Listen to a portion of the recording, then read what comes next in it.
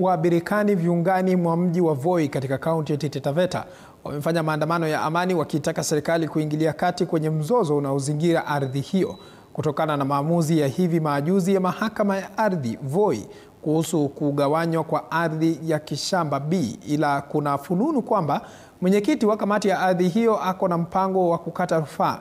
Julius Mariki na ukamilifu wa taarifa hii.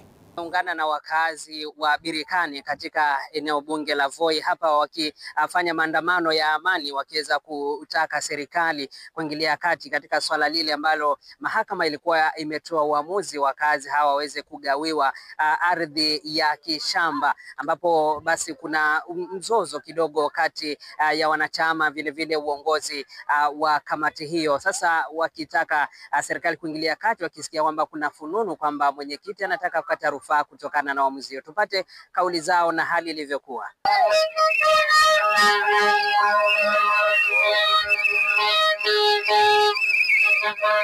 Lakini ya kushangaza ni kwamba kunao ambao wanataka kuapili.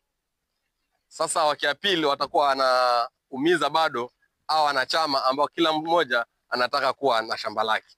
Niposa leo hii tumekutana hapa hilo swala tuweze kulikemea na tulikemee vilivyo, kwani tumeteseka na tumenyanyasika sana. Si ni kweli wanachama?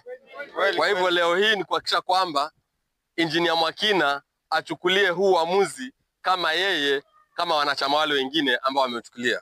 Si swala lake hii shamba. Kama kuna mtu anataka kufanya hiyo appeal, basi azunguke afanye mikutano katika vijiji vyote vitano, ahakikishe kwamba amekusanya maoni. Wanachama wakisema appeal. Msijaribu kutapeliwa na tapeli yoyote ndani ya Kishamba B Group Ranch ama kutoka nje.